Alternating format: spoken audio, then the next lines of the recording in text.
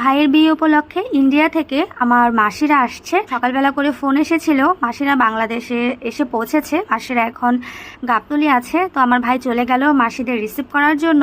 আমাদের কিন্তু বিয়ের কেনাকাটাগুলো আমরা গতকালই কমপ্লিট করেছি, আজকেই হচ্ছে বাড়িতে যাচ্ছি।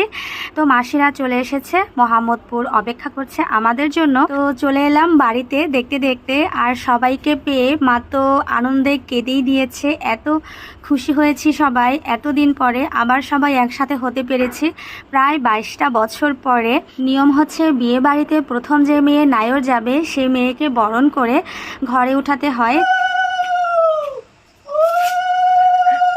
তো সন্ধ্যার পরে একসাথে বসে সবাই আড্ডা দিচ্ছিলাম, হঠাৎ করে বাইরে থেকে সবাই বলছে সাপ সাপ। যে সাপ টাপ দেখে এখন ঘরে চলে এসেছি।